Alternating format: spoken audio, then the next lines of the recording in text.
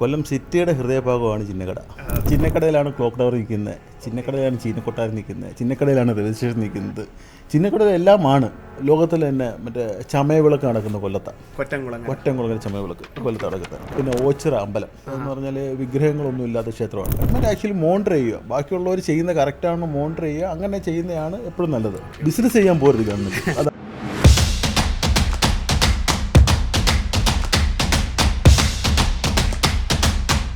Welcome to the another episode of foundations with architect Asas Jamal. ഈ ഒരു podcast സീരീസിൻ്റെ മൂന്നാമത്തെ എപ്പിസോഡാണിത്. നമുക്ക് ഈ എപ്പിസോഡിലേക്ക് നമ്മുടെ ഗസ്റ്റായിട്ടുള്ള ആസാസാണ് വെൽക്കം ചെയ്യാം. കൊല്ലം ജില്ലയുടെ ഹൃദയഭാഗമാണ് ഈ ചിന്നക്കട ജംഗ്ഷൻ എന്ന് പറയുന്നത്.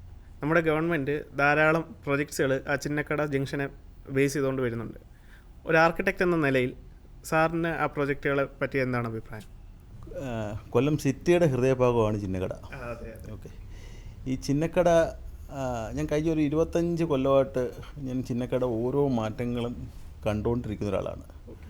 പണ്ട് ഞാൻ ഫസ്റ്റിലെ കാണുമ്പോഴത്തേക്ക് ചിന്നക്കടയിൽ 2 പാലമായിരുന്നു. കുഞ്ഞമ്മ പാലം എന്ന് പറയും. അതായത് ഇപ്പോൾ എക്സിസ്റ്റിംഗ് ആയിട്ടുള്ള പാലത്തിന് പകരം 2 പാലം? അല്ലല്ല, അവിടെ ഇപ്പോഴത്തെ റൗണ്ട് അബൌട്ട് നിൽക്കുന്ന ഭാഗത്ത് 2 പാലമായിരുന്നു. ഓക്കെ. നമ്മൾ കരുനാഗപ്പള്ളി സൈഡിൽ നിന്ന് വരുന്ന ബസ്സുകൾ കൊട്ടാരക്കരയിലോട്ട് പോകണമെങ്കിൽ ഒരു പാലം കയറി അപ്പുറത്തിറങ്ങണമായിരുന്നു. അപ്പം അങ്ങനെ അത് ഈ റൗണ്ട് ബോട്ടിന് മുമ്പ് അങ്ങനെ ആയിരുന്നു. 2 പാലമായിരുന്നു. റെയിൽവേയുടെ ബ്രിട്ടീഷുകാർ പണിഞ്ഞ പാലമായിരുന്നു അത്. അതിൻ്റെ താഴെ വെച്ച് എക്സിബിഷൻസ് ഒക്കെ നടക്കാറുണ്ടായിരുന്നു. അപ്പം ഞാൻ കോളേജ് പഠിക്കുന്ന സമയത്തൊക്കെ സ്ഥിരമായിട്ട് അവിടെ എക്സിബിഷനൊക്കെ നടക്കാറുണ്ടായിരുന്നു. അതിൻ്റെ ഭാഗമായിട്ടുള്ള ഏരിയയിലാണ് ഇപ്പോൾ നമ്മൾ ജ്യൂസ് കൗണ്ടർ നിൽക്കുന്ന ഏരിയയൊക്കെ ഉണ്ടല്ലോ. ഇതൊക്കെ അതിൻ്റെ അണ്ടറിലുള്ള ഏരിയ ആണ്. യെസ്, പാലത്തിനടി ഒരു ആക്ടിവിറ്റി ഏരിയ തന്നെ ആയിരുന്നു. ഇപ്പം അതൊന്നും ഇല്ലെന്നേ ഉള്ളൂ. അത് കഴിഞ്ഞിട്ട് കുറച്ച് നാൾ കഴിഞ്ഞിട്ടാണ് ഈ ചിന്നക്കട റൗണ്ട് ബോട്ട് വരുന്നത്. ഈ ചിന്നക്കടയ്ക്ക് ഒരു പ്രത്യേകതയുണ്ട്. ചിന്നക്കട എത്ര റോഡ് വന്ന് കയറുന്നറിയോ? ആ റൗണ്ട് ബോട്ടിൽ 6 റോഡോളം വന്ന് കയറുന്നുണ്ട്. കരുനാഗപ്പള്ളിയിൽ നിന്ന് വരുന്നുണ്ട്, ആശ്രമത്തോട്ടൊന്ന് വഴി Kottarakkara to railway station to beach road, then to Vadayattukotta road. അങ്ങനെ 6 റോഡ് വന്ന് കയറുന്ന ഒരു ജംഗ്ഷനാണ് ഈ ചിന്നക്കട റൗണ്ട് ബോട്ട്. ശരിക്കും ഇപ്പോഴത്തെ ഒരു ട്രാഫിക് പാറ്റേൺ വെച്ച് നോക്കുവാണെങ്കിൽ ഈ റൗണ്ട് അബൌട്ട് എന്ന് പറയുന്ന സാധനം തന്നെ ഒരു വേസ്റ്റാണ്. അത് എന്താണ് ഇവിടുത്തെ അധികാരികൾ അത് കാണാത്തതെന്ന് ഒന്നും നമുക്ക് മനസ്സിലാവുന്നില്ല. ശരിക്കും ആലോചിച്ചിട്ടുണ്ടോ? നിങ്ങൾ സ്വന്തം ഒന്ന് ആലോചിക്കുക. ഈ റൗണ്ട് അബൌട്ട് ഇല്ല, സിഗ്നൽസ് മാത്രമേ ഉള്ളൂ. എത്ര ഫ്രീ ആയിട്ട് വണ്ടി പോകും? സിഗ്നൽ വരുന്നു, വണ്ടി 5 റോഡിലോട്ടും തിരിഞ്ഞു പോകുന്നു, 4 റോഡിൽ നിന്ന്. ഇതെല്ലാ എപ്പോഴും നോക്കി കഴിഞ്ഞാൽ റൗണ്ട് അബൌട്ട് കൺജഷനാണ്. ശരിക്കും റൗണ്ട് അബൌട്ടിനുള്ള വീതി റൗണ്ട് അബൌട്ടിനുണ്ടോ? അതും ഇല്ല, ആ ഏരിയ ഇല്ല. അത് ടോട്ടലി പ്ലെയിനായിട്ട് ഇട്ടിട്ട് സിഗ്നൽസ് മാത്രം വെച്ച് കൊടുക്കുക. അതാണ് ആക്ച്വലി ഇനിഷ്യലി നമ്മൾ ഗവൺമെൻറ് അവിടെ ചെയ്യേണ്ടതെന്ന് പറഞ്ഞാൽ കോർപ്പറേഷൻ അധികാരികൾ അവിടെ ചെയ്യേണ്ട കാര്യം എന്ന് പറഞ്ഞാൽ ഇനിഷ്യലി അതാണ്. ഓക്കെ, പിന്നെ നമ്മൾ നോക്കുവാണെങ്കിൽ ഈ പിന്നെ കുറേ പ്രപ്പോസൽ ഇപ്പോൾ വന്നിട്ടുണ്ട്. ഫ്ലൈ ഓവർ വന്ന് അവിടുന്ന് വന്ന് ഇങ്ങോട്ട് വന്നേക്കാം. ശരിക്കും അതൊക്കെ എത്രത്തോളം സ്റ്റഡി ചെയ്തിട്ടാണ് ഈ പ്രപ്പോസൽ വരുന്നതെന്നാണെന്ന് എനിക്ക് സംശയമുണ്ട്. കാര്യം ഞാൻ ഈ പ്രൊജക്റ്റുകളൊക്കെ കാണാൻ നേരം ഒരു സിറ്റി പ്ലാൻ ചെയ്യുമ്പോഴത്തേക്ക് ഈ സിറ്റിക്കകത്ത് ഒരുപാട് urban designers, urban planners, transportation designers, transportation പ്ലാനേഴ്സൊക്കെ ഉണ്ട്. കൊല്ലം സിറ്റിക്കകത്ത് തന്നെ ഒരുപാട് അർബൻ ഡിസൈനേഴ്സ് ഉണ്ട്. നമുക്കറിയാവുന്ന, എനിക്ക് തന്നെ വ്യക്തിപരമായിട്ട് അറിയാവുന്ന 10-20ഓളം അർബൻ പ്ലാനിങ്ങും അർബൻ ഡിസൈനിങ്ങും ട്രാൻസ്പോർട്ടേഷൻ പ്ലാനിങ് കഴിഞ്ഞ ആൾക്കാരൊക്കെ ഉണ്ട്. ഇവരെയൊക്കെ ഇൻകോർപ്പറേറ്റ് ചെയ്തിട്ട് വേണം ഇതൊക്കെ ചെയ്യാൻ വേണ്ടി. ഇതിന് ട്രാഫിക് സ്റ്റഡി ചെയ്യണം, പെഡസ്ട്രിയൽ മൂവ്മെൻറ്റ് നമ്മൾ സ്റ്റഡി ചെയ്യണം, എങ്ങോട്ടാണ് എന്തും വേണ്ടി ആൾക്കാർ പോകുന്നത്, ഏത് സൈഡാണ് ഏറ്റവും കൂടുതൽ ഡെവലപ്പ് ആകുന്നത്. ഇതെല്ലാം ഇങ്ങനെയുള്ള പല ദിശകളിലുള്ള സ്റ്റഡികൾ ചെയ്തതിന് ശേഷമാണ് നമ്മൾ ഓരോ പ്രപ്പോസലായിട്ട് ഇംപ്ലിമെൻ്റ് ചെയ്യുന്നത്. ഓക്കെ സാർ, എൻ്റെ ഡൗട്ടാണ്, നമ്മൾ പല ആർക്കിടെക്ട്സിൻ്റെ നിന്നും മറ്റാൾക്കാരുടെ നിന്നും നമ്മൾ ഈ പ്രപ്പോസൽ മേടിക്കുമ്പോൾ അതിൻ്റെ ഒരു കോസ്റ്റ് അത് കൂടിപ്പോയില്ലേ? അപ്പോൾ അതെങ്ങനെ നമുക്ക് മെയിൻറ്റെയിൻ ചെയ്യാൻ പറ്റും? ഇത് നോർമലി ചെയ്യേണ്ടതെന്ന് പറഞ്ഞു കഴിഞ്ഞാൽ ഇതൊരു ഓപ്പൺ ഫോറത്തിന് ഡിസൈൻ കൊടുക്കുക. ഓക്കെ, അപ്പോൾ ഇവിടെയുള്ള ഫേംസ് അങ്ങനെയുള്ള ഈ ഫീൽഡിൽ തന്നെ എക്സ്പേർട്ടായിട്ടുള്ള ആൾക്കാർ ഒരുപാട് പേരുണ്ട്. ഇവർ ഡിസൈന് വാല്യൂറ്റ് ചെയ്യാൻ വേണ്ടി ഒരു ജൂറി വെക്കുക. ഈ ജൂറി എന്ന് പറയുന്നത് ടെക്നിക്കലി സൗണ്ടായിട്ടുള്ള ഈ ഫീൽഡിൽ ഹൈലി എക്സ്പീരിയൻസ് ആയിട്ടുള്ള ഒരുപാട് പേരുണ്ട്. ഇവിടെ ഇഷ്ടംപോലെ ആൾക്കാരുണ്ട്. അവരെ കൊണ്ട് വെച്ചതിന് ശേഷം മാത്രമേ ഇങ്ങനെയുള്ള പ്രപ്പോസൽ വെക്കാവുള്ളൂ എപ്പോഴും. അതല്ലെങ്കിൽ അത് ഇല്ലാത്തതുകൊണ്ടാണ് കൊല്ലത്തുള്ള പല പദ്ധതികളും ഫ്ലോപ്പ് ആവുന്നത്. ഇതിവിടെ 1 മാൻ ഷോ ആണ് നടക്കുന്നത്. ഇവിടെ എന്ന് പറഞ്ഞാൽ ഇപ്പം ചിന്നക്കടയിൽ തന്നെ ഒരു പുതിയൊരു ഫ്ലൈ ഓവർ വന്നു, 1 മതിൽ എന്ന് പറയുന്ന സാധനം വന്നിട്ടുണ്ട്. അപ്പോൾ ഇത് വന്നതെന്ന് പറഞ്ഞാൽ ഇത് വന്നു കഴിഞ്ഞതിന് ശേഷമാണ് ഇതിൻ്റെ ബുദ്ധിമുട്ട് ആൾക്കാർക്ക് അറിയാവുന്നത്. കാരണം ഇതിനകത്ത് ഒരു എക്സ്പേർട്ട് ഒപ്പീനിയൻ ഇല്ല, ടെക്നിക്കൽ ഒപ്പീനിയൻ ഒന്നുമില്ല. ദെൻ അടുത്ത തന്നെ കൊല്ലത്തുള്ള പല പദ്ധതികളും അങ്ങനെ തന്നെയാണ് എപ്പോഴും. കാര്യം ഇത് കുറച്ച് പേര് തീരുമാനിച്ച് കുറച്ച് പേര് നടത്തുന്നു, ബാക്കിയുള്ളവർ കണ്ടുകൊണ്ടിരിക്കുന്നു, ബാക്കിയുള്ളവർ ലാസ്റ്റ് പ്രതിഷേധിക്കുന്നു. ഇതാണ് ഇവിടെ നടന്നുകൊണ്ടിരിക്കുന്നത്. അപ്പോൾ ഇതിനൊരു ഒരു ഈ പാറ്റേണേ മാറണം. ഈ പാറ്റേൺ മാറിയിട്ട് ഇതിനൊരു എക്സ്പെർട്ട് കമ്മിറ്റി വെക്കണം. പണ്ട് കൊല്ലം ഡെവലപ്മെൻറ്റ് അതോറിറ്റി ഉണ്ടായിരുന്നു, ഇപ്പോൾ കൊല്ലം ഡെവലപ്മെൻറ്റ് അതോറിറ്റി ഇല്ല. ഇല്ല, കൊല്ലം ഡെവലപ്മെൻറ്റ് അതോറിറ്റി ഇപ്പം ആക്റ്റീവായിട്ട് നിൽക്കുന്നില്ല. പണ്ടുണ്ടായിരുന്നു ഇവിടെ. സാർ, ശരിക്കും ഈ ചിന്നക്കടയ്ക്ക് ഇത്രത്തോളം പ്രാധാന്യം കൊടുക്കേണ്ട ഒരു ആവശ്യമുണ്ടോ? അങ്ങനെ ചോദിച്ചു കഴിഞ്ഞാൽ ചിന്നക്കടയിലാണ് ക്ലോക്ക് ടവർ നിൽക്കുന്നത്, ചിന്നക്കടയിലാണ് ചീനക്കൊട്ടാരം നിൽക്കുന്നത്, ചിന്നക്കടയിലാണ് റെയിൽവേ സ്റ്റേഷൻ നിൽക്കുന്നത്, ചിന്നക്കടയിൽ എല്ലാമാണ്. പക്ഷേ ഈ ഇത്രയും വലിയൊരു പ്രാധാന്യം എന്ന് പറഞ്ഞാൽ അതിനെക്കാട്ടിലും പ്രാധാന്യമുള്ള ഒരുപാട് കാര്യങ്ങൾ കൊല്ലം ടൗണിൽ ചെയ്യാൻ വേറെ കിടപ്പുണ്ട്. ഫസ്റ്റിൽ ചെയ്യേണ്ട 1-2 കാര്യം എന്ന് പറഞ്ഞാൽ ഈ ഒരു 3-4 റോഡുണ്ട്. ഒന്ന് പറഞ്ഞാൽ മേവറം മുതൽ ചിന്നക്കട ഉള്ള റോഡ്, കല്ലുംതാഴ മുതൽ ചിന്നക്കട വരെയുള്ള റോഡ്, കാവനാട് മുതൽ ചിന്നക്കട വരെയുള്ള റോഡ്. ഈ റോഡുകളൊക്കെ 4 വരെ ആക്കുകയാണ് ഫസ്റ്റിൽ ചെയ്യേണ്ടത്. ഇതാണ് ബേസിക് നീഡ്. അപ്പോൾ ഈ ഫ്ലൈ ഓവറൊക്കെ എന്ന് പറഞ്ഞാൽ സെക്കൻഡറി ആയിട്ട് തീരുമാനിക്കേണ്ട കാര്യമാണത്. ഗവൺമെൻറ്റിൻ്റെ സൈഡിൽ നിന്ന് ഈ ഒരു ഡെവലപ്മെൻറ്റിന് എന്തൊക്കെ സാധനങ്ങളായിരിക്കാം നമുക്ക് പ്രതീക്ഷിക്കാൻ പറ്റുക സാറിൻ്റെ ഒരു ഒപ്പീനിയനിൽ? ശരിക്കും പറഞ്ഞു കഴിഞ്ഞാൽ ഗവൺമെൻറ് എപ്പോഴും മോണിറ്റർ ചെയ്യുകയുള്ളൂ, എല്ലാ കാര്യവും മോണിറ്റർ ചെയ്യുകയുള്ളൂ. ഗവൺമെൻറ് ഒരിക്കലും ഒരു പദ്ധതിയായിട്ട് ഇങ്ങനെയുള്ള പദ്ധതിയായിട്ട് ഇപ്പം നിങ്ങൾ നോക്കി കഴിഞ്ഞാൽ നമ്മുടെ ചിന്നക്കടയില്ല കൊല്ലം കോർപ്പറേഷനകത്ത് പോളയത്തോട്ട് ഷോപ്പിംഗ് കോംപ്ലക്സ് ഉണ്ടാക്കിയിട്ടുണ്ട് സർക്കാരിൻ്റെ. അതെ. കടപ്പാക്കട 2-3 ഷോപ്പിംഗ് കോംപ്ലക്സ് ഉണ്ട് കോർപ്പറേഷൻ്റെ. രാമംകുളങ്ങര ഒരു ഷോപ്പിംഗ് കോംപ്ലക്സ് ഉണ്ട്. അവരത് ചെയ്ത് കുളവാക്കുകയാണ്. ആ ഏരിയ അതോടെ ഇല്ലാതാക്കുകയാണ് ഇപ്പോൾ ചെയ്തുകൊണ്ട്. ഇതിന് വേറെ ഒരുപാട് പർപ്പസ് ഉണ്ട്. ഈ ഉള്ള ഫണ്ടെല്ലാം കൂടെ എടുത്തിട്ട് ഈ ഇങ്ങനെയുള്ള ഗവൺമെൻറ് ഷോപ്പിംഗ് കോംപ്ലക്സ് ഉണ്ടാക്കി റെൻറ്റ് വാങ്ങിക്കേണ്ട ആവശ്യമില്ല. ഗവൺമെൻറ് ആക്ച്വലി മോണിറ്റർ ചെയ്യുക, ബാക്കിയുള്ളവർ ചെയ്യുന്ന കറക്റ്റാണെന്ന് മോണിറ്റർ ചെയ്യുക, അങ്ങനെ ചെയ്യുന്നതാണ് എപ്പോഴും നല്ലത്. Okay sir. എല്ലാ ഡെവലപ്ഡ് കൺട്രീസിലും അങ്ങനെ തന്നെയാണ് പോകുന്നത്. ബിസിനസ് ചെയ്യാൻ പോരുത് ഗവൺമെൻറ്, അതാണ്. ഓക്കെ, മനസ്സിലായി സാർ. മറ്റ് പല സ്റ്റേറ്റുകളുടെയും ഒരു പ്രധാനപ്പെട്ട റവന്യൂ മാർഗ്ഗമാണ് ടൂറിസം എന്ന് പറയുന്നത്. നമ്മൾ കൊല്ലത്തെ പറ്റി നോക്കുകയാണെന്നുണ്ടെങ്കിൽ കൊല്ലത്ത് ഏതൊക്കെ സെക്ടറുകളിലുള്ള ടൂറിസം ഡെവലപ്മെൻറ്റാണ് സാറിന് ഒരു ആർക്കിടെക്ട് എന്നുള്ള രീതിയിൽ സാറിന് റെക്കമെൻഡ് ചെയ്യാൻ പറ്റുക? ഞാൻ ഇതിന് മുമ്പ് ഒരു വട്ടം ഉണ്ട്. കേരളത്തിൽ തന്നെ ഏറ്റവും കൂടുതൽ പൊട്ടൻഷ്യലുള്ള സ്ഥലത്തിൽ ഒന്നാണ് കൊല്ലം. ഒരു ജെമ്മാണ് ഞാൻ ഒരു വട്ടം പറഞ്ഞിട്ടുണ്ട്. അതിൽ നമ്മൾ പലതായിട്ട് ഡിവൈഡ് ചെയ്തെടുക്കാം. എന്ന് പറഞ്ഞാൽ ഫസ്റ്റ് തന്നെ നമ്മൾ ബീച്ച് ടൂറിസം നോക്കാം. ബീച്ച് ടൂറിസം നോക്കുമ്പോഴത്തേക്ക് നമുക്ക് അഴീക്കൽ മുതൽ, കൊല്ലം ജില്ലയുടെ അഴീക്കൽ മുതൽ പരവൂർ വരെ ബീച്ച് ടൂറിസം ചെയ്യാൻ പറ്റും. അവിടെ പല നോട്ട്സുകൾ സെലക്ട് ചെയ്ത് നമുക്ക് ടൂറിസം സ്പോട്ടാക്കി മാറ്റാൻ പറ്റും. അതിന് പറ്റിയ ഒരുപാട് ഏരിയ ഉണ്ട്. ഇപ്പം തിരുമുല്ലവാരം കേരളത്തിൽ തന്നെ ഏറ്റവും വലിയ 5 സ്റ്റാർ ഹോട്ടൽ വരുന്ന സ്ഥലം അത്. ഈ തിരുമുല്ലവാരത്ത് ബീച്ചിന് പ്രത്യേകതയുണ്ട്. അവിടെ ഒരു 1/2 കിലോമീറ്ററോളം നമ്മുടെ ഒരു നെഞ്ച് ആ ലെവൽ ഒരു 4 ഫീറ്റ് വെള്ളം വരും പല സീസണിലും. അപ്പം അത്രയും ഡേഞ്ചർ അല്ലാത്തൊരു ഷോറാണത്. പിന്നെ അതുപോലെ ഡെവലപ്പ് ചെയ്യാണ് ഇപ്പം നമ്മുടെ ബ്രേക്ക് വാട്ടർ പദ്ധതി ഉണ്ട്. ഈ ബ്രേക്ക് വാട്ടർ പദ്ധതിയുടെ ഇൻസൈഡ് ഏരിയ കിട്ടും. ആ ഇൻസൈഡ് ഏരിയയിൽ ഒരു നല്ല ബീച്ച് സെറ്റ് ചെയ്യാൻ പറ്റും, തിരയില്ലാത്ത ബീച്ച്. കൊല്ലം ജില്ലയിൽ തങ്കശ്ശേരിയിലെ ബ്രേക്ക് വാട്ടർ പദ്ധതി തുടങ്ങുന്ന ആ പോയിന്റിലുള്ള ആ ഏരിയയെക്കുറിച്ചാണ് ഇനി പറയുന്നത്. അതൊക്കെ ഗവൺമെൻറ് ഇനിഷ്യേറ്റീവ് എടുത്തു കഴിഞ്ഞാൽ അതൊരു നല്ല സൂപ്പർ ബീച്ചാക്കി മാറ്റാൻ പറ്റും. അതുപോലെ തന്നെ ആ കൊല്ലം ആ ബ്രേക്ക് വാട്ടർ പദ്ധതി തന്നെ ഒരു നൈറ്റ് ലൈഫിൻ്റെ ഒരു സെൻറ്ററാക്കി മാറ്റാൻ പറ്റും. കാര്യം അത്രയും ഇൻവെസ്റ്റ് ചെയ്ത് ബ്രേക്ക് വാട്ടർ പദ്ധതി ചെയ്തിട്ടുണ്ട്. അതിന് വിവിധ തലങ്ങളിൽ അതിന് എക്സ്പ്ലോർ ചെയ്യാൻ പറ്റണം ഗവൺമെൻറ്റിന്. അല്ലെങ്കിൽ എക്സ്പ്ലോർ ചെയ്യാൻ വേണ്ടി പ്രൈവറ്റ് പാർട്ട്ണർഷിപ്പിൽ വിട്ടുകൊടുക്കണം. വിട്ടുകൊടുത്തു കഴിഞ്ഞാൽ ഇത് ഓട്ടോമാറ്റിക്കായിട്ട് തന്നെ ഇതങ്ങ് എക്സ്പ്ലോർ ചെയ്ത് പോകത്തേ ഉള്ളത്, നല്ലൊരു ലെവലിലോട്ട് പോകും അത്. ദെൻ അടുത്ത സെഗ്മെൻറ്റിലോട്ട് നമ്മൾ വരുമ്പോഴത്തേക്ക് ഇപ്പോൾ നമ്മൾ ബീച്ചിൻ്റെ ടൂറിസ്റ്റിൻ്റെ കാര്യം പറയുന്നത്. അടുത്ത സെഗ്മെൻറ്റ് എന്ന് പറയുമ്പോഴത്തേക്ക് ബാക്ക്വാർഡ് ടൂറിസമായി.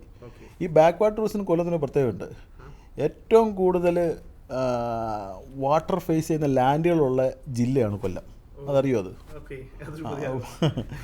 ഇവിടെ മൺട്രോത്തുരുത്ത് ഫുൾ ദ്വീപുകളാണല്ലോ മൊത്തം. അഷ്ടമുടിയിലേക്ക് ഇങ്ങോട്ട് വരുമ്പോഴത്തേക്ക് പരവൂരിലേക്ക് ഇഷ്ടംപോലെ ലേക്സാണ്, പള്ളിക്കലാറ്. അപ്പോൾ ഈ ലേക്സിൻ്റെയൊക്കെ അപ്പം ആ ബീച്ച് വാട്ടർ ഫ്രണ്ടേജ് കൂടുന്തോറും ടൂറിസത്തിൻ്റെ പൊട്ടൻഷ്യൽ കൂടുമായിരുന്നത്. ഓക്കെ. അപ്പോൾ ആ ഒരു സെഗ്മെൻറ്റ്. പിന്നെ അടുത്ത ഉള്ളതെന്ന് പറഞ്ഞാൽ ഇപ്പോൾ എന്താ പിലിഗ്രിമേജ് ടൂറിസം ഉണ്ട്. എന്ന് പറഞ്ഞാൽ കൊല്ലത്ത് യൂണീക്കായിട്ട് കുറേ പിലിഗ്രിം സെൻറ്റേഴ്സ് ഉണ്ട്. ഒന്ന് നമ്മൾ നോക്കുകയാണെങ്കിൽ ലോകത്തിൽ തന്നെ മറ്റേ ചമയവിളക്ക് നടക്കുന്ന കൊല്ലത്താണ്. കൊറ്റംകുളങ്ങര ചമയവിളക്ക് കൊല്ലത്ത് നടക്കുന്നത്. പിന്നെ ഓച്ചിറ അമ്പലം. ഓക്കെ. ആ ഒരു യുണീക്ക് ക്ഷേത്രമാണത്. എന്ന് പറഞ്ഞാൽ വിഗ്രഹങ്ങളൊന്നും ഇല്ലാത്ത ക്ഷേത്രമാണ്. ഓക്കെ. ദെൻ ഇങ്ങോട്ട് വരുമ്പോഴത്തേക്ക് ഇന്റർനാഷണൽ പിലിഗ്രിം സെൻ്റർ ഉണ്ട് മാതാമൃതാനന്ദമയുടെ. ഓക്കെ. കരുനാഗപ്പള്ളിയിലെ. ദെൻ ദുര്യോധന ക്ഷേത്രം. ലോകത്തിലെ ഏക ദുര്യോധന ക്ഷേത്രം ഉള്ളത് മലനടയിലാണ്. ഓക്കെ. ദെൻ വീണ്ടും ഉണ്ട് നമ്മുടെ ആര്യങ്കാവിലാണെന്ന് തോന്നുന്നു, പച്ചമരുന്നുകൾ നിവേദ്യമായിട്ട് കൊടുക്കുന്ന ഒരു അമ്പലമുണ്ട്. പച്ചമരുന്നുകൾ? യെസ്. ഓക്കെ. അതായത് പ്രസാദമായി കൊടുക്കുന്നത്. പിന്നെ കുരങ്ങൾക്ക് വേണ്ടി ശാസ്താംകോട്ട അമ്പലമുണ്ട്. ഇതൊക്കെ നമുക്ക് എക്സ്പ്ലോർ ചെയ്യാം വിവിധ തരത്തിൽ. ശാസ്താംകോട്ട ബ്യൂട്ടിഫുൾ സ്ഥലമാണ് ശാസ്താംകോട്ട ലേക്കൊക്കെ. ഇതൊക്കെ ഇങ്ങനെ പാത്ത് വെച്ചിരിക്കുകയാണ്, ആരെയും കാണിക്കാതെ എന്തിനു വെച്ചിരിക്കുമെന്ന് അറിയത്തില്ല. ചെറിയ ചെറിയ സ്പോട്ടൊക്കെ ഇങ്ങനെ പൊട്ടി വിടർന്നുകൊണ്ടിരിക്കുക. ഇപ്പം ഞാൻ കരുനാഗപ്പള്ളി മാലിമേൽ എന്ന് പറഞ്ഞ സ്ഥലത്ത് ഒരു സുപ്രഭാതത്തിലാണ് അവിടെ ചെറിയ ഒരു കയാക്കിങ് തുടങ്ങി. മാലിമേൽ കരുനാഗപ്പള്ളി താലൂക്കുള്ള. പക്ഷെ അവിടെ വരുന്ന ആൾക്കാർ കാണണം എന്ന് പറഞ്ഞാൽ ആൾക്കാർ ഇതിനുവേണ്ടി ഇറങ്ങി നിൽക്കുകയാണ്. പിന്നെ അവർക്ക് സ്പോട്ടുകൾ കിട്ടുന്നില്ല, വീക്കെൻഡ് പോകാനുള്ള സ്പോട്ടുകൾ കിട്ടുന്നില്ല. ആൾക്കാരുടെ മെന്റാലിറ്റി മാറി. അവർക്ക് എൻജോയ് ചെയ്യണം വീക്കെൻഡ്സിൽ. അവർക്ക് അതിനു വേണ്ടിയുള്ള സ്ഥലങ്ങൾ ഇവിടെ ഉണ്ട്, പക്ഷേ ഗവൺമെൻറ് അതിനുള്ള സജ്ജീകരണം ചെയ്ത് കൊടുക്കുന്നില്ല. അതാണ് നമ്മുടെ പ്രശ്നം. ഈ ബീച്ച് നമ്മളിപ്പം പറഞ്ഞുകൊണ്ട് ബാക്ക് വാട്ടർ ടൂറിസമാണ് പറയുന്നത്. ഇത് കഴിഞ്ഞ് തന്നെ പിലിഗ്രിമേജും പറഞ്ഞു. ദെൻ എക്കോ ടൂറിസം ചെയ്യാം, അഡ്വഞ്ചർ ടൂറിസം ചെയ്യാം, ഹിൽ ടൂറിസം ചെയ്യാം. സ്കോപ്പുകൾ കിടക്കണം. ആയുർവേദ ടൂറിസം ചെയ്യാം. ഇതെല്ലാത്തിനും കൊല്ലത്ത് സ്കോപ്പാണുള്ളത്. ടൂറിസത്തിൽ തന്നെ ഇത്രയധികം സെക്ടറുകൾ പറഞ്ഞില്ലേ. ഇപ്പം എക്കോ ടൂറിസം തെന്മല പോയി കഴിഞ്ഞാൽ എക്കോ ടൂറിസമായി. ഹിസ്റ്റോറിക് ടൂറിസം ഉണ്ട്, മറ്റേ തൂക്കുപാലം കിടപ്പുണ്ട്, തങ്കശ്ശേരി ഫോർട്ട് കിടപ്പുണ്ട്. അപ്പം ഹിസ്റ്റോറിക്കലായിട്ടുള്ള ടൂറിസം നമുക്ക് ചെയ്യാൻ പറ്റും. എക്കോ ടൂറിസത്തിന് ഭയങ്കര സ്കോപ്പാണ് ഇനി അങ്ങോട്ട്. നേച്ചറുമായിട്ട് ആൾക്കാർക്ക് അടുത്തുകൊണ്ടിരിക്കുകയാണ്. അപ്പം എന്താ പറയുക, ഇടയ്ക്ക് വെച്ച് നകർന്നു പോയെങ്കിലും വീണ്ടും ആ തലമുറ അടുത്ത് വന്നുകൊണ്ടിരിക്കുകയാണ്. ഓക്കെ സാർ, ഓക്കെ, മനസ്സിലായി. ഇപ്പോൾ നമ്മൾ പല ടൂറിസം മേഖലകളെ പറ്റി പറഞ്ഞ് നമ്മൾ വന്നു. അതിൽ കൊല്ലത്ത് ഏറ്റവും കൂടുതൽ സാധ്യത ഉള്ളത് ബാക്ക് വാട്ടർ ടൂറിസം ആണെന്ന് സാർ പറഞ്ഞു. അങ്ങനെയല്ല, അങ്ങനെ പറയാൻ പറ്റത്തില്ല. ഓക്കെ. അപ്പോൾ നമുക്കിതെല്ലാം ഉണ്ടെന്നാണ് പറയുന്നത്. നമുക്ക് എങ്ങോട്ട് വേണമെങ്കിലും പോകാം. ഇത്രയേ ഉള്ള ഒരു ജില്ല വേറെ കേരളത്തിലില്ല. ഓക്കെ. അപ്പോൾ കൊല്ലം ജില്ലയിലെ ബാക്ക് വാട്ടർ ടൂറിസം എങ്ങനെയാണ് ഡെവലപ്പ് ചെയ്യാൻ ഉദ്ദേശിക്കുന്നത്? ഏത് തരത്തിലാണ് കൊല്ലം ജില്ലയുടെ ബാക്ക് വാട്ടർ ടൂറിസം ഡെവലപ്പ് ചെയ്യാൻ സാധിക്കും? കൊല്ലത്തിന് കുറേ പ്രത്യേകത ഉണ്ട്. കൊല്ലം എന്ന് പറഞ്ഞാൽ is A highly connectivity area ആണ്. ഓക്കെ. നമുക്ക് ഈസി ആയിട്ട് ട്രെയിനിനകത്ത് വരാം. ട്രിവാൻഡ്രം എയർപോർട്ട് തൊട്ടടുത്താണ്. ഇപ്പം ഹൈവേ കഴിയുന്നതോടി മാക്സിമം 1 അവർ 45 മിനിറ്റ്സ് കൊണ്ടൊക്കെ അടുത്ത് എയർപോർട്ടിൽ നിന്ന് സിറ്റിക്കകത്തോട്ട് വരാം. സിറ്റിയിൽ നിന്ന് തന്നെ തുടങ്ങുവാണ് ടൂറിസം ആലപ്പുഴ. പിന്നെ വേറെ ഒരു കാര്യം എന്ന് പറഞ്ഞാൽ കൊല്ലത്തിൻ്റെ വേറെ പ്രത്യേകത എന്ന് പറഞ്ഞാൽ കൊല്ലം ഓവർ ക്രൗഡഡ് അല്ല. ഇപ്പം സമീപമായിട്ടുള്ള വർക്കല, ആലപ്പുഴയൊക്കെ വെച്ച് നോക്കുവാണെങ്കിൽ അവിടെ ടൂറിസ്റ്റുകളെ കൊണ്ടും ബഹളമാണ്. ഇവിടെ അങ്ങനെയൊന്നും ആരും എക്സ്പ്ലോർ ചെയ്തിട്ടില്ല. ഇവിടെ വന്ന് റിലാക്സ് ചെയ്ത് ടൂറിസ്റ്റിന് പോകാൻ പറ്റും. അപ്പം കണക്ടിവിറ്റി ഒരു മെയിൻ കാര്യമാണ്. പിന്നെ ഫെസിലിറ്റീസ് ഉണ്ടാക്കി കൊടുത്താൽ മതി. പക്ഷേ ഇപ്പം എനിക്ക് തോന്നുന്നു ഒരുപാട് വലിയ പ്രൊജക്റ്റുകൾ കൊല്ലത്തോട്ട് വന്നുകൊണ്ടിരിക്കുകയാണ്. ഇതിൻ്റെ പൊട്ടൻഷ്യൽ ആൾക്കാർക്ക് മനസ്സിലായി തുടങ്ങിയിട്ട് നമുക്ക് ഒരിക്കലും ഒരു സാധനം പൊതിഞ്ഞങ്ങനെ വെച്ചേക്കാൻ പറ്റത്തില്ല. Okay sir. അപ്പോൾ നമ്മൾ കൊല്ലം ജില്ലയുടെ ടൂറിസത്തെ പറ്റി പറഞ്ഞു. ടൂറിസത്തെ പറ്റി പറയുമ്പോൾ അതിനോടനുബന്ധിച്ച് വരുന്നതാണ് ട്രാൻസ്പോർട്ടേഷൻ. കൊല്ലത്തെ ഏറ്റവും വലിയ ട്രാൻസ്പോർട്ടേഷൻ ഹബ്ബാണ് കൊല്ലം ബസ് സ്റ്റാൻഡ് എന്ന് പറയുന്നത്. അതിൻ്റെ ഒരു റീഡെവലപ്മെൻറ്റ് ഇപ്പോൾ ഗവൺമെൻറ് പ്രപ്പോസ് ചെയ്യുന്നുണ്ട്. സാറിന് അതിനെപ്പറ്റി എന്താണ് സാറിൻ്റെ ഒരു അഭിപ്രായം? എന്താണ്? ഞാനും കണ്ടായിരുന്നു പ്രപ്പോസൽ. നല്ല പ്രപ്പോസലാണ്. പക്ഷെ അവരിപ്പം ഉള്ള ബസ് സ്റ്റാൻഡിൻ്റെ അടുത്തല്ല ഇപ്പോഴത്തെ പ്രപ്പോസൽ വരാൻ പോകുന്നത്. അത് നമ്മുടെ കൊല്ലം ജംഗ്ഷൻ സിഗ്നൽ നിൽക്കുന്നതിൻ്റെ ആ ഏരിയയിലുള്ള യാർഡുണ്ട് KSRTCയുടെ, ആ ഏരിയയിലോട്ടാണ് തോന്നുന്നത്. പക്ഷെ അത് നല്ലൊരു പ്രപ്പോസലാണ് വെച്ച് നോക്കുകയാണെങ്കിൽ. വൈ ബിക്കോസ് ഈ കൊല്ലം സിറ്റിയുടെ ഒരു ഹാർട്ട് ചിന്നക്കട എന്ന് പറഞ്ഞാൽ അതേപോലത്തെ ഒരു ലിവറാണെന്ന് പറയാം വേണമെങ്കിൽ ഈ കൊല്ലം ബസ് സ്റ്റാൻഡ് ആ സ്ട്രെച്ച്. ഓക്കെ. നമ്മൾ അവിടെ ഒരുപാട് പ്രത്യേകത ഉണ്ട് ആ ഏരിയയ്ക്ക്. എന്ന് പറഞ്ഞാൽ ആരെങ്കിലും ബസ് വന്ന് ഇറങ്ങി കഴിഞ്ഞാൽ ഒരു 5 മിനിറ്റെങ്കിലും ആ കായലിൻ്റെ സൗന്ദര്യം ആസ്വദിക്കാൻ പോകത്തില്ല. അത്ര ബ്യൂട്ടിഫുൾ ആയിട്ടുള്ള ഒരു ഏരിയയാണ്. ഒരു കേരളത്തിലുള്ള ഒരു മെയിൻ ബസ് സ്റ്റാൻഡിൽ പോലും ഇല്ലാത്ത ഒരു പ്രത്യേകതയാണത്. ആലപ്പുഴ കുറച്ച് കായലും തോടൊക്കെ ഉണ്ടെങ്കിലും കൊല്ലത്തിൻ്റെ തൊട്ട് ആ അഷ്ടമുടി ലേക്കിൻ്റെ വ്യൂ ഉള്ള ഒരു ബസ് സ്റ്റാൻഡ് വരെ ഇല്ല. അവിടെ തൊട്ടടുത്ത് തന്നെ കൊല്ലം ബോട്ട് ജെട്ടി ഉണ്ട്. ദെൻ ഹൗസ് ബോട്ടിൻ്റെ ടെർമിനലുണ്ട്. ദെൻ ഇപ്പം വലിയ 3-4 പാർക്കുകൾ, ഓൾറെഡി കുറേ പാർക്കുകളുണ്ട് ഓപ്പോസിറ്റ്. ഇപ്പം പുതിയ പാർക്കുകൾ വരുന്നുണ്ട്. ദെൻ അതിൻ്റെ ഓപ്പോസിറ്റ് തന്നെ ഇപ്പോൾ ഫ്ലോട്ടിംഗ് റെസ്റ്റോറൻറ്റ് വരുന്നുണ്ട്. ഇൻലാൻഡ് നാവിഗേഷൻ്റെ ഒരു ഡ്രഡ്ജർ എടുത്ത് ഫ്ലോട്ടിംഗ് റെസ്റ്റോറൻറ്റ് ചെയ്യുന്നുണ്ട്. അത് തന്നെ ഒരു വലിയ പ്രൊജക്റ്റാക്കി മാറ്റാൻ പോവാണ്. കാര്യം ഇപ്പോഴത്തെ ആ വെയർ ഹൗസ് നിൽക്കുന്ന ആ ഏരിയ മൊത്തം മാറിയിട്ട് അവിടെ കുറേ ടൂറിസം ബേസ് ആയിട്ടുള്ള പ്രൊജക്റ്റാണ് വരാൻ പോവാണ്. അപ്പം ഈ ഒരു ഹാപ്പനിങ് ഹബ്ബായി മാറാൻ സ്കോപ്പുള്ളൊരു ഏരിയയാണ് ഇപ്പോഴത്തെ ബസ് സ്റ്റാൻഡ് ഇരിക്കുന്ന ഏരിയ. ബസ് സ്റ്റാൻഡൊക്കെ മേലോട്ട് പോട്ടെ, താഴെ മൊത്തം ടൂറിസം ബേസ് ആയിട്ടുള്ള ഹോട്ടലോ ഒരു മറൈൻ ഡ്രൈവ് ഉണ്ടാക്കാം. എന്തുകൊണ്ട് കൊല്ലത്തിന് മറൈൻ ഡ്രൈവ് ആയിക്കൂടാ? നമ്മളൊക്കെ അത്രയും കായൽ സൈഡ് കിടക്കുകയാണ്, നമ്മളതൊരു പാർക്ക് പോലെ ഡെവലപ്പ് ചെയ്യണം. ആ ബസ് സ്റ്റാൻഡിൽ ആ റിവറിൻ്റെ സൈഡിൽ പാർക്ക് പോലെ ഡെവലപ്പ് ചെയ്തിട്ട് റിവർ സൈഡ് ഒരു പാർക്ക്, ആൾക്കാർ വന്നിരിക്കുന്നു. പിന്നെ നമുക്കൊരു ഗേറ്റ് വേ ചെയ്യാം കൊല്ലത്തിന് വേണമെങ്കിൽ അവിടെ. കൊല്ലം ഇപ്പം നമ്മുടെ ഒരു പകുതി വരെ നിൽക്കുന്നൊരു പാലമുണ്ടല്ലോ, അവിടെ ഒരു പെഡസ്റ്റൽ ബ്രിഡ്ജ് മറ്റേ എന്തുവാ ഐലൻഡിലോട്ട് കണക്ട് ചെയ്യാം. എന്ന് പറഞ്ഞാൽ നമ്മുടെ അഡ്വഞ്ചർ പാർക്കിലോട്ട് കണക്ട് ചെയ്തിട്ട് അതൊരു കൊല്ലത്തിലോട്ടുള്ള ഒരു ബോട്ടിൻ്റെ ഒരു ഗേറ്റ് വേ ആക്കാം. എന്തോ ഒരു രസമായിരിക്കും കാണാൻ. അപ്പം അത് വെച്ച് നോക്കുവാണെങ്കിൽ ടൂറിസത്തിനകത്തും എല്ലാവിധ രീതിയിലും എന്ന് പറഞ്ഞാൽ അതൊരു ഫുഡിൻ്റെ തന്നെ ഒരു ഏരിയ ആക്കി മാറ്റാം. ആൾക്കാരെല്ലാം വന്ന് എൻജോയ്മെൻറ്റിനും സെലിബ്രേഷനും വേണ്ടിയും ബാക്കിയുള്ള ആക്ടിവിറ്റീസിനും വേണ്ടി വന്ന് മറിയുന്നൊരു ഏരിയയായി അത് മാറും. കാര്യം കൊല്ലത്തെ ഏറ്റവും വലിയ ഈവൻറ്റ് പ്ലേസ് അറിയോ? ഏതാണ് സർ? ആശ്രമ മൈതാനം. ഈ ആശ്രമ മൈതാനത്തിൻ്റെ തന്നെ ഒരു പെഡസ്റ്റൽ വേ ആണെന്ന് പറയും ഇത് വേണമെങ്കിൽ. ഇതിനകത്ത് തന്നെ ഒരു വിരോധാഭാസം വേറെ കിടപ്പുണ്ട്. ഏറ്റവും പൊട്ടൻഷ്യലായിട്ടുള്ള സ്ഥലത്താണ് കൊല്ലത്ത് ഇപ്പം സ്ലോട്ടർ ഹൗസ് നിൽക്കുന്നത്. നിങ്ങൾക്കറിയോ സ്ലോട്ടർ ഹൗസ് എന്ന് പറയുന്നത്? ഇല്ല. സ്ലോട്ടർ ഹൗസ്, കൊല്ലം സ്ലോട്ടർ ഹൗസ് നിങ്ങൾ നെറ്റിൽ കയറി നോക്കിയാൽ മതി. അപ്പോൾ നമ്മളിപ്പോഴൊരു പുതിയ പാലം വന്നിട്ടുണ്ട്. അവിടെ ഒരു ഐലൻഡ് പോലത്തെ ഒരു സ്ട്രെച്ച് ഉണ്ട്. എന്ന് പറഞ്ഞാൽ കൊല്ലം തോടിനും അഷ്ടമുടി ലേക്കിൻ്റെ ഇടയ്ക്കുള്ള സ്ട്രെച്ച് ഉണ്ട്. അതിനകത്ത് ആക്ച്വലി സ്ലോട്ടർ ഹൗസാണ്. ഈ കൊല്ലം സിറ്റിക്കകത്ത് ഇത്രയും ബ്യൂട്ടിഫുൾ ആയിട്ടുള്ള സ്ഥലം വേറെ കാണത്തില്ല.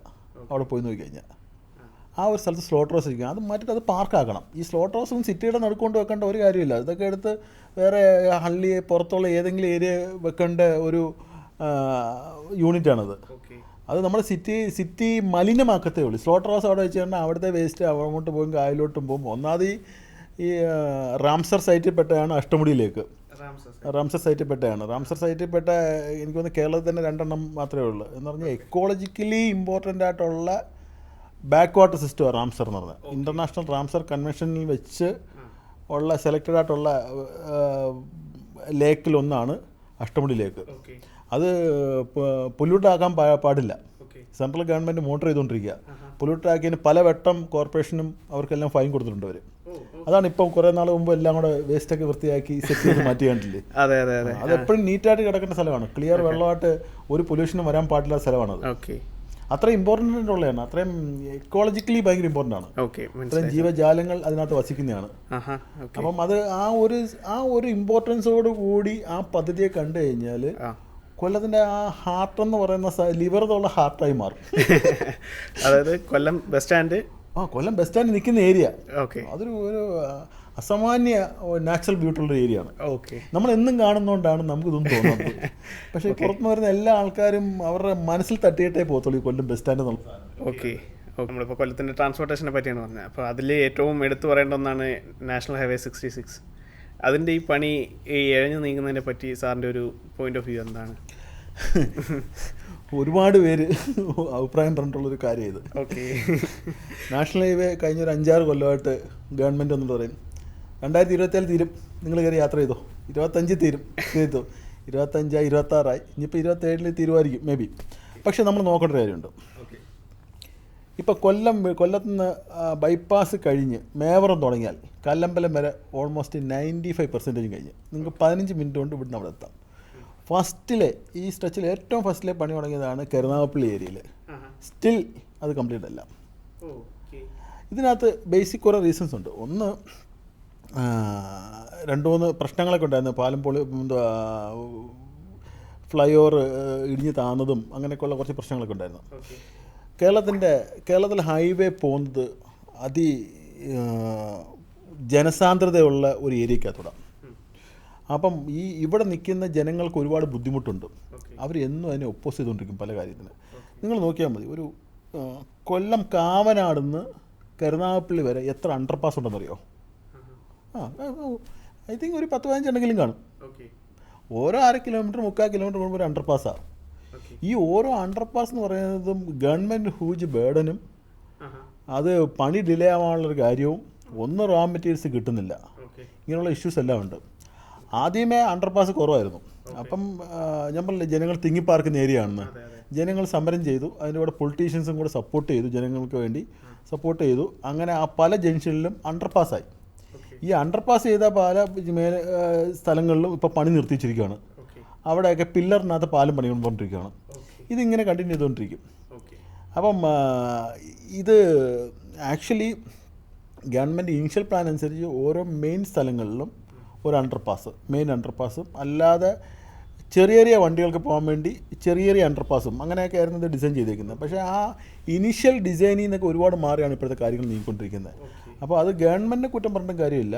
അപ്പോൾ നമ്മുടെ ഒരു നാടിൻ്റെ ഒരു പ്രത്യേകതയാണ്. കാര്യം ഇത്രയും ഹൈ ആയിട്ട് പോപ്പുലേഷൻ ഡെൻസിറ്റി ഭയങ്കര കൂടുതലായതിൻ്റെ ഒരു ഇഷ്യൂ ആണ് അത് മെയിനായിട്ടുള്ളത്. പിന്നെ ഇവിടുത്തെ ക്ലൈമാറ്റിക് ഫാക്ടേഴ്സ്, ഇവിടുന്ന് മെറ്റീരിയൽ കിട്ടാത്ത ഫാക്ടേഴ്സ്, പിന്നെ ഇവിടുത്തെ ആൾക്കാരുടെ വിവരം, അതൊരു പ്രശ്നമാണ്. എന്തിനും ഏതിനും നമ്മൾ ചോദ്യം ചെയ്യുകയും എല്ലാം കാര്യങ്ങളും ചെയ്യും. അപ്പം ഒരു ഏതെങ്കിലും ഒരു പാനലിനകത്തൊരു പൊട്ടലുണ്ടെങ്കിൽ പിറ്റേ ദിവസം പേപ്പറിനകത്താണ് മറ്റേ പാനൽ പൊട്ടി. അതൊക്കെ ഒരു ഇമ്പോർട്ടൻ്റ് കാര്യമാണ്. അപ്പോൾ താങ്ക് യു സാർ. ഇന്ന് നമ്മൾ കുറേ അധികം കാര്യങ്ങൾ ഡിസ്കസ് ചെയ്തു. കൊല്ലത്തെ പറ്റിയും കേരളത്തെ പറ്റിയും ഒരുപാട് കാര്യങ്ങൾ നമുക്കറിയാൻ പറ്റി. കൊല്ലത്തെക്കുറിച്ചും കേരളത്തെക്കുറിച്ചും പറയാനാണെങ്കിൽ ഇനി ഒരുപാട് കാര്യങ്ങൾ കിടപ്പുണ്ട്. ഇതൊരു തുടക്കം മാത്രമാണ്. അപ്പം പല കാര്യങ്ങളും നമ്മൾ കാണുന്നതും ചെയ്യേണ്ടതുമായ നമ്മുടെ എക്സ്പീരിയൻസ് കൊണ്ട് മനസ്സിലാക്കിയ പല കാര്യങ്ങളും നമുക്ക് ഇനി അടുത്തടുത്ത എപ്പിസോഡുകൂടി നമുക്ക് വിശദീകരിച്ച് ഡിസ്കസ് ചെയ്യാവുന്നതാണത്. സോ ഇന്നത്തെ ഒരു എപ്പിസോഡ് വളരെ ഇൻഫോർമേറ്റീവ് ആയിരുന്നു. Thank you sir.